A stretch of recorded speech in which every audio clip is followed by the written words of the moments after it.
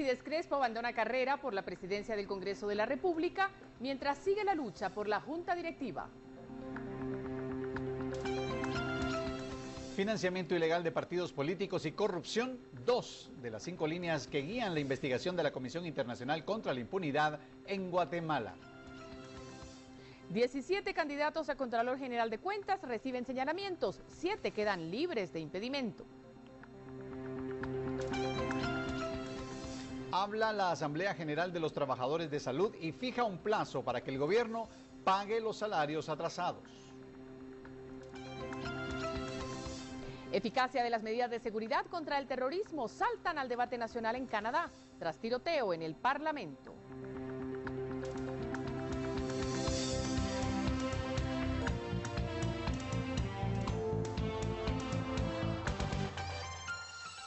Esta es la emisión estelar de Noticiero Guatevisión, con María Luisa Gómez y Emilio Gracias.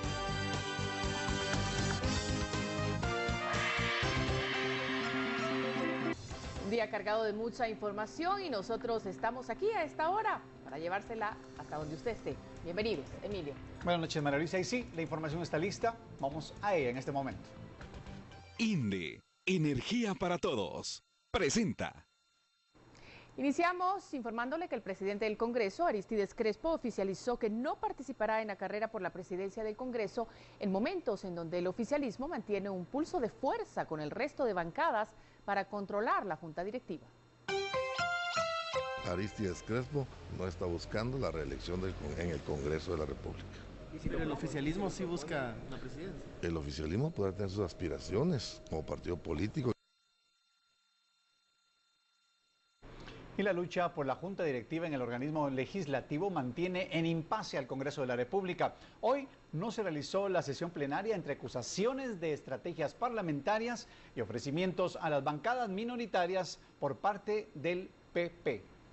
El Partido Patriota no esperó más sorpresas de la oposición y suspendió hoy, mediante la Junta Directiva, la sesión permanente. El presidente Aristides Crespo mantuvo una agenda pública en donde no se contempló la posibilidad de abrir un espacio parlamentario, pese a que 87 diputados solicitaron una sesión plenaria y elegir al presidente del Congreso. Yo creo que los ánimos no están como para ya entrar a resolver el tema de la Junta Directiva. Yo creo que lo vamos a hacer con seriedad, con responsabilidad, y si lo que iba a ocurrir hace 2 noches va a ocurrir mañana, puede ocurrir el martes, de tal manera que aquí creo que lo debemos hacer con responsabilidad. Aún no hemos recibido ninguna notificación ni para reunión de junta directiva ni para ninguna otra reunión. La negativa patriotista de bloquear la posibilidad de una sesión hasta el próximo martes es interpretado por las bancadas como un esfuerzo para dar tiempo a negociaciones extraparlamentarias entre PP y los partidos políticos. Nosotros sabemos que diferentes bancadas se fueron a reunir ayer a Casa Presidencial y a algunos lugares a escuchar ofertas del Partido Patriota. Pese a los rumores de ofrecimientos del oficialismo y señalamientos de intervención del organismo ejecutivo, las 3 bancadas que mantienen el pulso de fuerza con el PP, Líder, UNE y Todos, aseguran que suman 86 votos, suficientes para forzar el relevo en el Parlamento. Los 55 votos del bloque Líder tienen una sola dirección: hacia la candidatura de Roberto Alejos como presidente del Congreso. La alianza opositora incluso ha llegado a barajar la posibilidad de celebrar la sesión plenaria fuera del Congreso, si los acuerdos entre la oposición se mantienen para la próxima semana. Por una Guatemala en paz, Ben Keichin y Noé Medina. Y en este momento vamos a hacer una pausa, pero invitamos a quedarse con nosotros porque tenemos un invitado muy especial a regresar del corte y, por supuesto, mucha información. Claro que sí. Ya venimos con más luego del corte.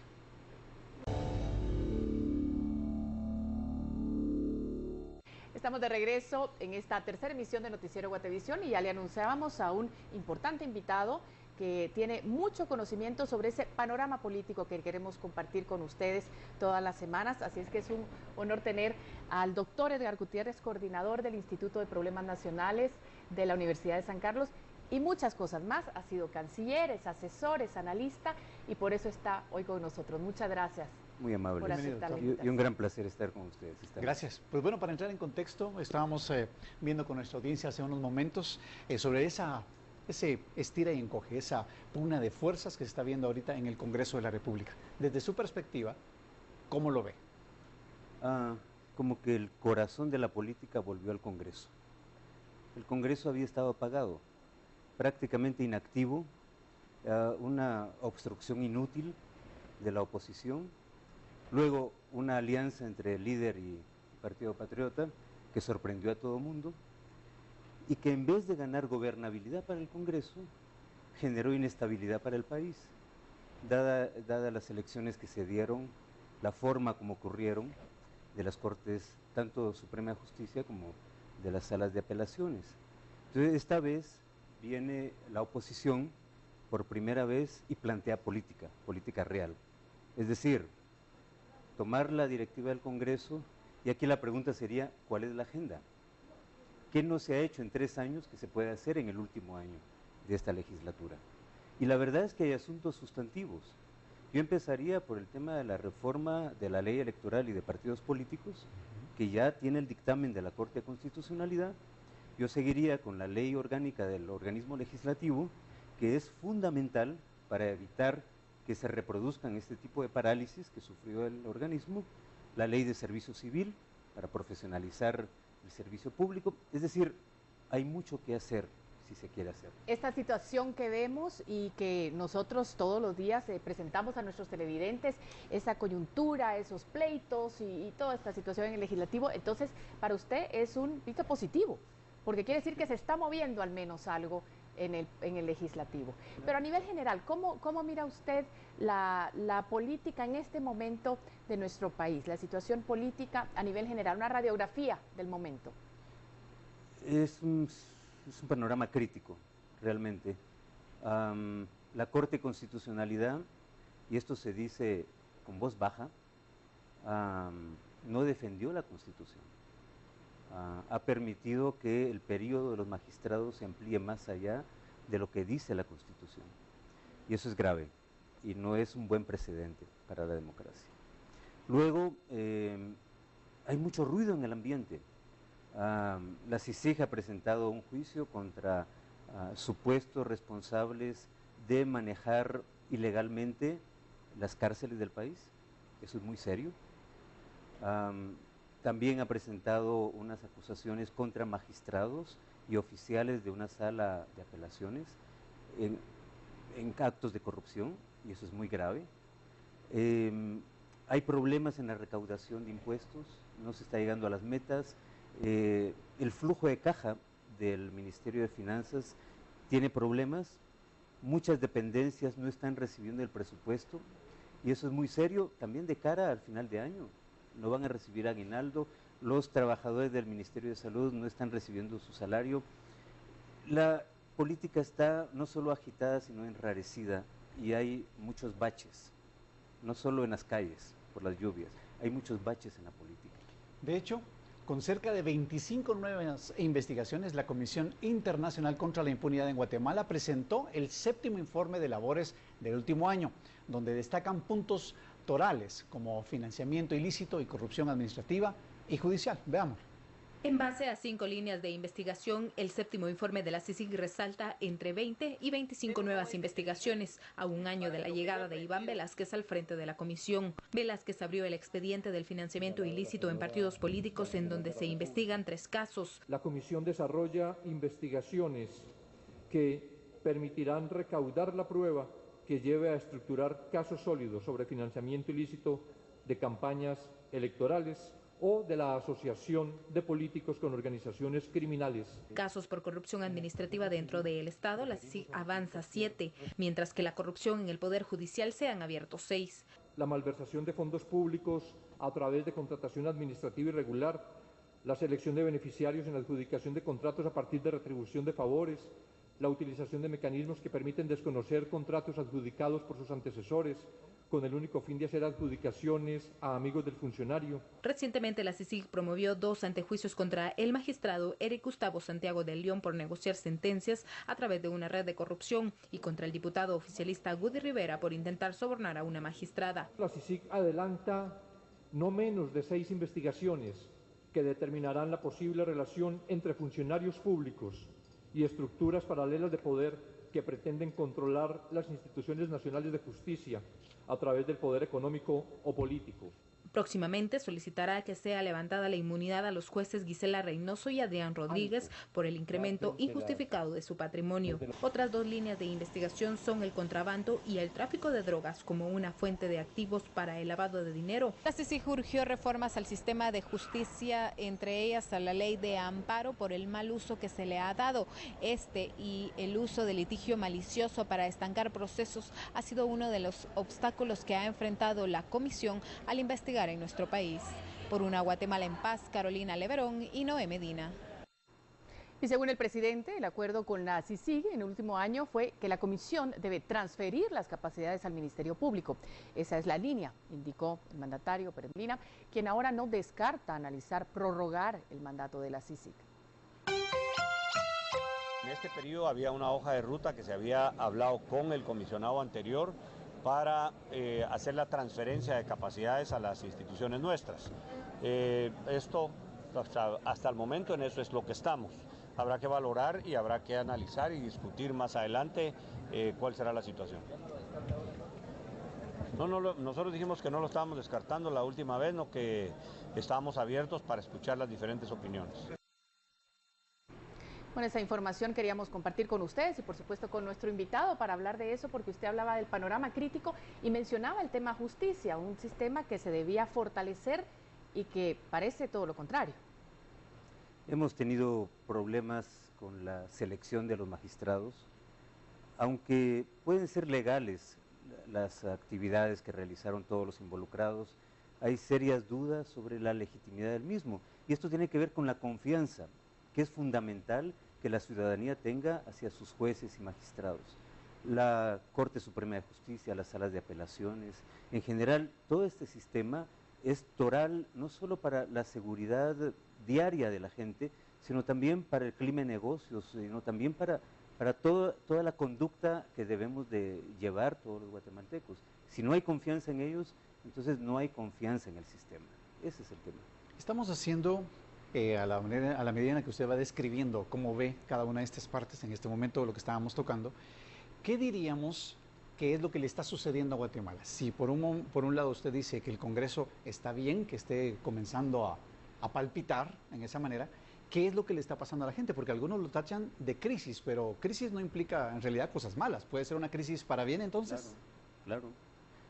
No, la palabra crisis tiene que ver con el anuncio del amanecer, ¿no? En el griego ese es el significado que tiene. ¿Estaremos delante de un amanecer entonces para Guatemala o sencillamente a dónde vamos? El tema es que nuestras élites tengan la claridad y tengan el compromiso.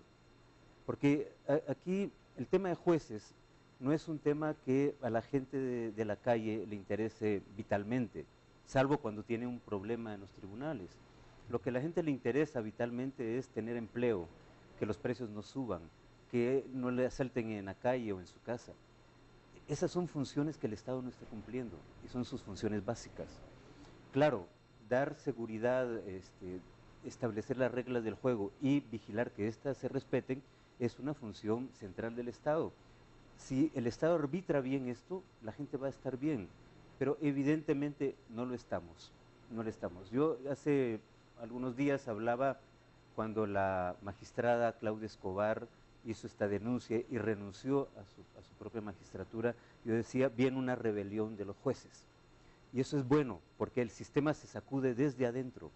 Nadie mejor que los jueces, nadie mejor que los policías, nadie mejor que los que están adentro, los diputados, etcétera, conocen cómo está de podrido el sistema. Porque el tema acá es que estamos en una crisis terminal del sistema. El Estado no está funcionando para lo que fue creado. Y lo que vemos podría ser, doctor, que no hay esa independencia de poderes que aspiramos, que es lo idóneo, ¿no?, en una democracia, porque hemos escuchado todo este tiempo, en los últimos días, precisamente eso, la injerencia del Ejecutivo en el organismo legislativo, en el Poder Judicial, en el tema de las candidaturas y demás, ahora también con el tema del Contralor General que puede reelegir el señor Mencos. ¿Qué opinión le merece esta situación? Claro, o sea, hay una desconfianza absoluta en el sistema. Existe la percepción de mucha gente que se quieren capturar los poderes autónomos del Estado. Y si esa percepción llega a calar o llega a convertirse en realidad a través de actos administrativos o jurisdiccionales, eso va a generar una enorme desconfianza. Vean, muchos han hablado de la migración. Tenemos el 10% de la población fuera del país, pero poco hemos analizado la composición de esa emigración. Hay una clase media, yo diría unas clases medias, jóvenes, intelectuales, gente muy preparada, que ya no quiere vivir en Guatemala. Y no necesariamente porque no tenga trabajo, es que no ve horizonte, es que no ve seguridad, es que no se siente cómoda en el país. Cuando eso ocurre en un país como el nuestro, que depende vitalmente de esas clases medias ilustradas, el país se desmorona. Ustedes analicen cómo cayó Haití a donde está ahora, y van a observar que el punto de quiebre justamente es cuando estas clases medias jóvenes, prometedoras, las que tienen que hacer el recambio generacional, las que tienen que tomar los negocios particulares y los negocios públicos, salen del país. Eso desmoraliza a un país, y eso nos está ocurriendo. Más allá de lo que estamos viendo en política, lo que está ocurriendo es un desangramiento, es un descerebramiento de la sociedad, y eso no lo podemos permitir, porque entonces eso sí, nos sube al tobogán y ahí ya no nos podemos detener. Necesitamos hacer una pausa, pero vamos a platicar un poquitito más acerca de lo que está pasando en estas comisiones postuladoras. En uno de esos detalles vamos a ir a ese corte, pero regresamos con mucho más. Está atento.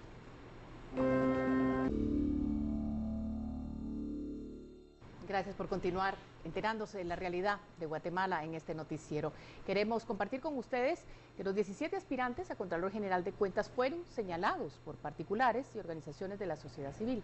Mientras que solo 5 quedaron libres de impedimento.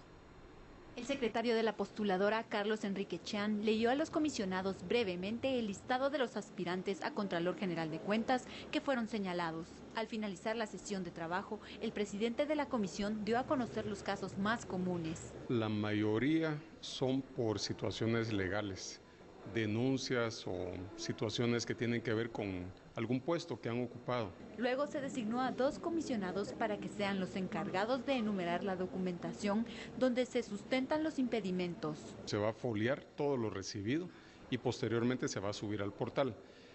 Luego, formalmente la comisión no las conoció. Tiene que de una en una evaluar realmente el fundamento y luego tomarlo en cuenta a la hora de las entrevistas. Los profesionales que fueron señalados serán notificados y luego contarán con 5 días hábiles para remitir sus pruebas de descargo. La postuladora volverá a reunirse hasta dentro de 11 días para así conocer las pruebas de descargo junto con los señalamientos presentados el día de ayer y así decidir si le dan validez o no antes de evaluar los expedientes de cada aspirante. Por una Guatemala en paz, José Orellana y Silvia María Corzo. El presidente de la postuladora, Cyrano Ruiz, mostró preocupación ante la carencia de un presupuesto otorgado por el Estado para el funcionamiento de la misma. Asegura que la mayor parte de los gastos se han asumido por la Universidad Da Vinci, cuyas instalaciones están siendo utilizadas como sede de la comisión. Agregó que los comisionados han colaborado con enseres para que no se suspenda el trabajo y planean al finalizar su labor realizar un informe de recomendaciones para procesos futuros. Hay equipos de informática, hay equipos de computación, hay personas que están aquí que ni siquiera están presupuestadas y no lo vamos a poner como parte de los reintegros. Pero esa es la manera en que hemos subsistido, por contribuciones de personas. Hay comisionados que han ofrecido un almuerzo, que han traído resmas de papel para fotocopia, cosas de ese tipo. Así que lo único que nos falta es hacer un convivio con Kermés para reunir fondos. Eso es lo único que hace falta, pero no, es lamentable. Es lamentable que un proceso tan serio, tan importante para la nación, no cuente con fondos. Por otro lado, la Cámara de Amparos y Antejuicios solicitó al Congreso un informe para que documente si el diputado Woody Rivera, en su estatus de diputado, goza del derecho de antejuicio. Efectivamente, ya aquí en la Corte Suprema ya se recibió las diligencias de antejuicio del diputado Woody Rivera. Lógicamente, esto es un trámite que le corresponde a la presidencia de la Corte y están pidiendo actualmente informes, ¿verdad?, para establecer el estatus de diputado. Documentado eso, entonces ya el Pleno de la Corte entrará a conocer si nombra juez pesquisidor o no, ¿verdad? Y 6 diputados del líder presentaron una denuncia en contra del alcalde de Misco, Otto Pérez Leal, a fin de que el Ministerio Público solicite antejuicio en su contra ante la Corte Suprema de Justicia. De acuerdo con los congresistas, los empleados de la comuna de Misco que participaron en los disturbios del pasado martes frente al Congreso fueron organizados y comandados por Pérez Leal, a quien le señalan de haber cometido 6 delitos.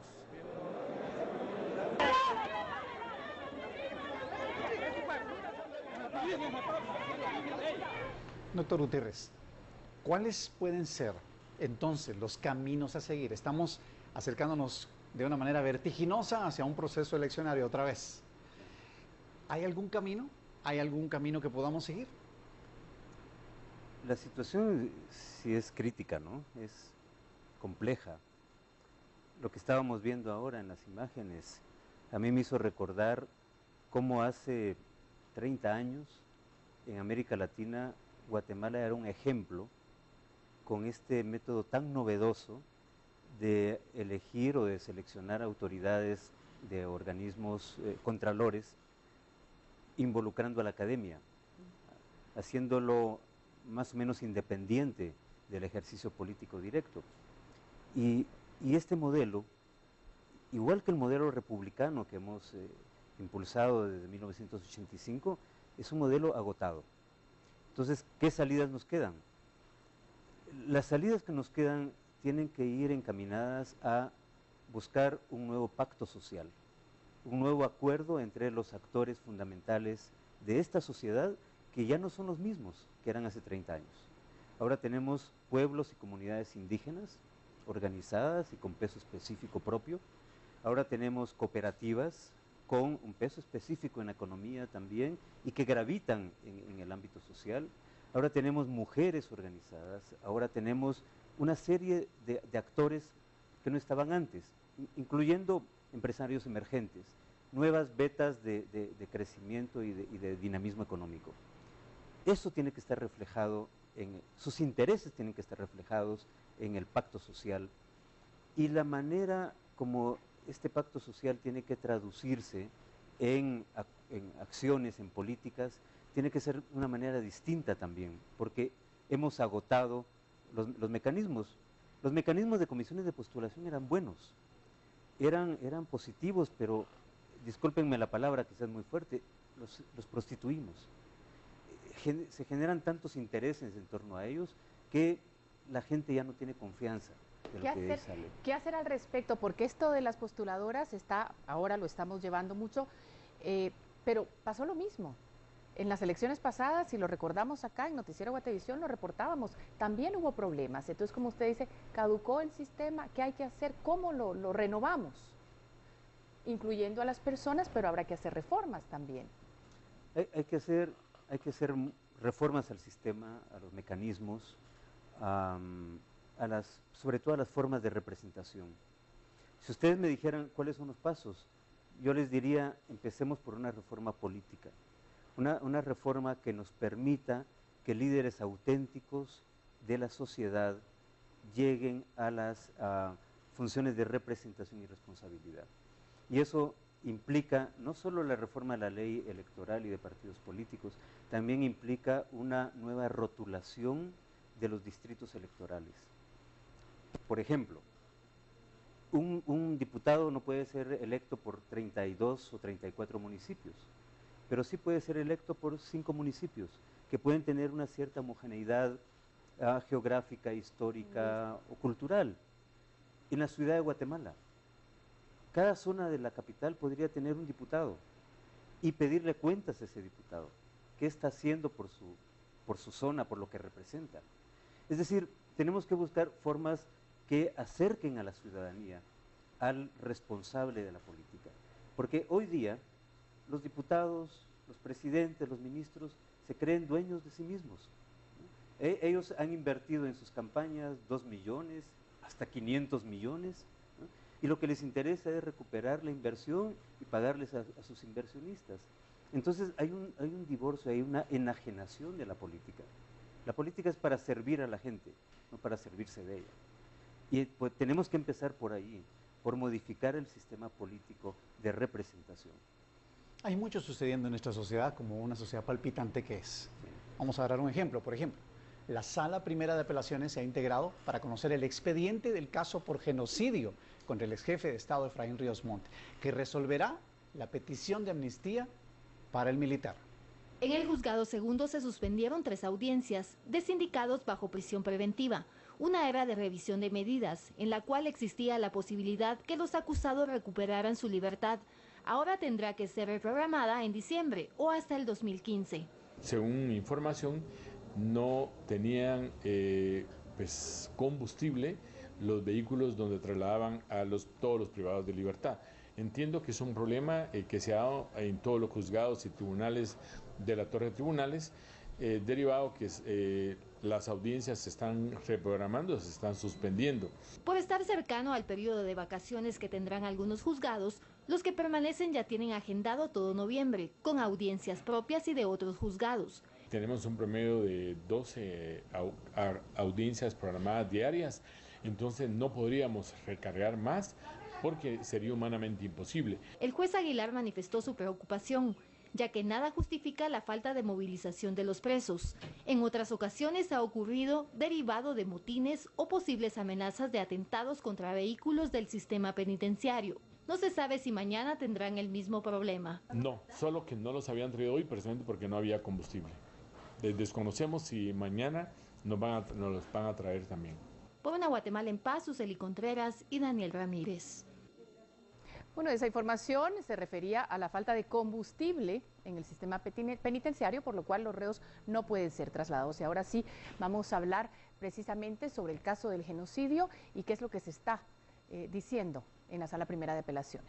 El magistrado Villatoro dijo que la sala para resolver la petición de amnistía está integrada por los magistrados Frank Trujillo Aldana y Óscar Sagastume, aunque el magistrado Sagastume tendrá que pronunciarse, porque no ha sido notificado para la conformación y queda a esperar si habrán recusaciones. Ahorita estamos notificando esa nueva integración para que los sujetos procesales se pronuncien sobre esa integración, porque podría haber una recusación contra ellos dos o de mi persona, o bien que alguno de los magistrados diga, mira, yo no puedo conocer porque ya conocía, ha emitido opinión o cualquier otro motivo, entonces tendríamos que conocer eso. De lo contrario, tendríamos que entrar a resolver el fondo del asunto.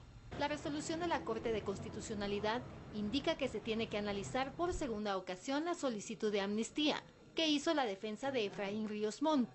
Nuevamente regresó a esta sala. La resolución no llenaba los requisitos de ley, principalmente en la fundamentación y en la aplicación de 2 decretos distintos. Esa decisión de la Cámara de Amparo y Antejuicio fue apelada ante la CC, ante la Corte de Constitucionalidad. Por una Guatemala en paz, Suseli Contreras y Daniel Ramírez. Seguimos con nuestro entrevistado. Doctor, ¿quién o cuál ente, o sea, alguna persona, si es que lo hay, puede empujar a que caminemos hacia la solución, al cambio de reglas del juego, a tener un nuevo sistema de reglas de juego? ¿Quién es el que puede empujar eso? Yo diría quiénes, porque esto no puede recaer en una sola persona. Es demasiado grande la tarea y la responsabilidad. Pero es fundamental que la ciudadanía se involucre. O sea, si nosotros los ciudadanos no cuidamos de lo nuestro, del bien público, nadie lo va a hacer por nosotros o se van a aprovechar de nosotros. Yo apuesto a que, bueno, los llamados son los partidos políticos, pero el problema es que los partidos políticos han perdido su misión. Ellos no están representando sectores de la sociedad, ellos se están representando a sí mismos. Entonces, lo que requiere este país es una revolución ciudadana. Hay líderes que no conocemos, que no aparecen en la televisión ni en los diarios todos los días, que están allí, que están comprometidos, necesitan la oportunidad y ellos van a tener que abrirse la oportunidad. Y tenemos que hacerlo de manera pacífica y con las reglas del juego. Hay que ir cambiando las reglas del juego, pero sin violencia. Yo me puedo imaginar que viene ya una generación de recambio en el país, una generación que no está conforme con lo que está pasando, que está reclamando oportunidades y que tenemos que darle el chance de ayudar entre todos a rescatar el país, a detener este tobogán en el que estamos cayendo. que terminamos y pregunto yo, en estos conflictos sociales que nos agobian a todos, hablamos del caso de genocidio y hay tantos más de los que involucran las hidroeléctricas, las comunidades descontentas con diferentes acciones, recaemos a eso. Sí, claro, porque a la gente no se le... ¿Qué es el conflicto? El conflicto es la necesidad no atendida en su momento, oportunamente. Es como, vamos a ver, el dolor de muelas llevado al extremo, ¿no? Cuando uno va con el odontólogo, ya no hay remedio, hay que extraerla. Si nosotros no aprendemos a trabajar desde el principio, a prevenir, a tratar los conflictos, a procesarlos adecuadamente, entonces se nos convierte en esto que estamos viviendo. Necesitamos un recambio del sistema político y ese recambio tiene que venir necesariamente de las bases. Estos meses que nos vienen van a ser meses muy complicados. Se ha perdido la mitad de la cosecha a causa de la sequía. Ahora tenemos más agua de la que necesitamos. Vienen épocas muy frías, los vegetales, las hortalizas se pueden quemar por el frío. Y luego vamos a tener un invierno que va a entrar tardíamente, hasta junio. O sea, vamos a tener un problema material que va a hacer que la gente se desespere, que la gente salga a las calles, que la gente proteste. Ya están protestando los salubristas y van a venir otros detrás. Si eso lo estamos diciendo hoy, hay que tomar las medidas para mitigar estos conflictos y para buscarle soluciones antes de que esto se vuelva un problema demasiado costoso para el país. La denuncia entonces es sana, pero sin llegar a la violencia. La denuncia es llamado de atención, ¿no? Es cuando un niño llora, es porque requiere la atención de sus padres. Es porque necesita que alguien lo voltee a ver. Y hay mucha gente aquí con grandes necesidades y estamos siendo cruelmente indiferentes entre ellos. Ese movimiento ciudadano entonces del que habla el doctor Gutiérrez, pues es de alguna manera el mensaje, el gran mensaje. Nos toca a todos involucrarnos, participar para cambiar esto y buscar pues situaciones diferentes a través de medios diferentes. Agradecemos así su participación, doctor, gracias por estar con nosotros y con nuestro público especialmente, que es el que gana más de escuchar estas opiniones y de tenerlo esta noche. Muchísimas gracias. A ustedes, gracias. Y nosotros vamos a continuar.